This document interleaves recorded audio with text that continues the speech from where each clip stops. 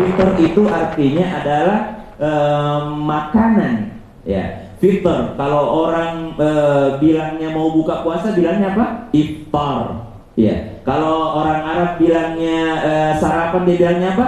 Futur. Ya, maka dari kata fitr, zakat maka makanan. Beda kalau zakat fitrah itu biasanya nggak apa-apa sebenarnya. Tapi kalau dari segi bahasa maka lebih cocok kalau kita mengatakan zakat fitr. Maka zakat maka makanan. Hari raya Idul Fitr, ya, hari raya maka makanan. Kenapa hari raya makanan? Karena makan dulu sebelum berangkat hari raya. Rasulullah sunnahnya adalah sebelum berkhutbah, sebelum sholat id, maka Rasulullah SAW makan dulu, keluar dari rumahnya, cari orang miskin mana yang tidak punya makanan. Itulah yang disebut dengan zakat fitr. Makanya yang dibagikan adalah bahan pokok makanan. Kenapa bukan roti? Kenapa Rasulullah katakan gandum dan kurma? Karena kurma pada saat itu menjadi juga makanan pokok di sana. Kenapa gandum? Karena kalau dikasih roti, dikasih pada saat itu bisa basi. Tapi kalau dikasih gandum, maka dia bertahan untuk makanan untuk disimpannya. Kemudian kenapa kok dikasihnya bukan uang pada masa baginda Nabi Muhammad SAW? Padahal di sana sudah ada uang. Kenapa kok bahan makanan? Karena pada saat itu di masa Rasulullah pasar tidak tiap hari buka.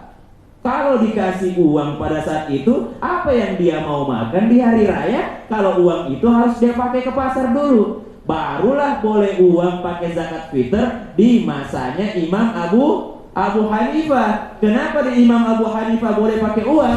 Karena Imam Abu Hanifah dari Kufah. Sedangkan di Kufah tiap hari pasar buka. Jadi kalau dikasih uang, dia bisa pergi ke pasar berangkat membeli makanan. Sedangkan di masa Rasulullah pakainya fitr, bahan makanan, karena pasar di Madinah tidak setiap hari buka.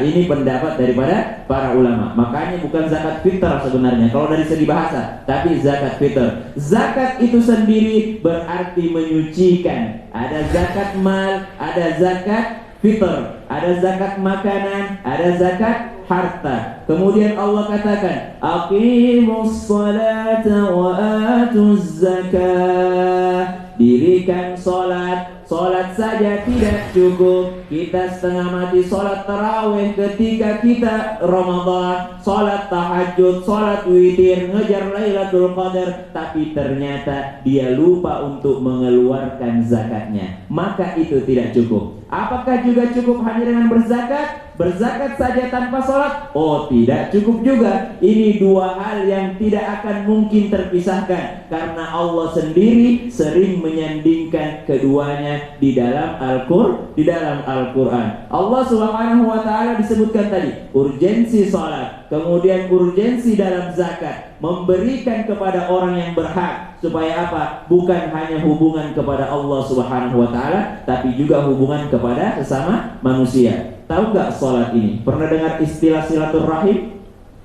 Kalau hubungan kepada Allah sholat, tapi kalau kepada sesama manusia namanya silah.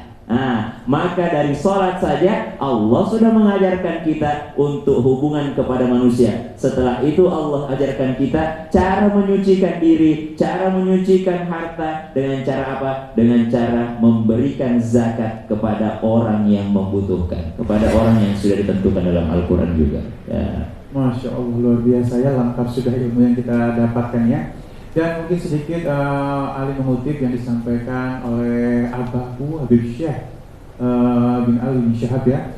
Beliau bilang saja pada saat mencari keberkahan di dalam zakat dan sedekah, kalau bisa berikan langsung kepada orangnya. Karena pada saat kita memberikan langsung, orang itu melihat kita, maka pada saat kontak eyes atau mata kita melihat dia, maka ada doa yang dijawab. Oh, Masya Allah. Hebatnya bahasa Al-Quran. Al-Quran itu ketika memberikan zakat itu bahasanya atu atau ati. Atu itu adalah sesuatu yang cepat, sesuatu yang istiqomah, sesuatu yang langsung, directly. Maka yang dikatakan tadi ada keberkahan. Keberkahan itu apa artinya? Berkah itu ketika ada onta ditaruh, nggak diikat, dia nggak kemana-mana, itu bahasa Arabnya itu barokah. Allah. Apa artinya? Ketika engkau mengeluarkan zakatmu dengan mengharapkan barokah, maka harta yang kau keluarkan itu sebenarnya itu tidak bergerak, masih ada pada dirimu. Bahkan Allah akan ganti yang lebih banyak daripada yang kau keluarkan itu. Berarti barokah. Masya Allah ya. Memang kadang-kadang emang yang barokah yang seperti itu kadang-kadang kita singkirkan saat ini ya. Kita jadi gampang ya. Hitung-hitungan. Kalau hitungan-hitungan akal memang nggak masuk akal. Tapi kalau hitung-hitungan pakai hati, masya Allah. Allah kirim. Baik, jamaah yang dimuliakan Allah Subhanahu Wa Taala.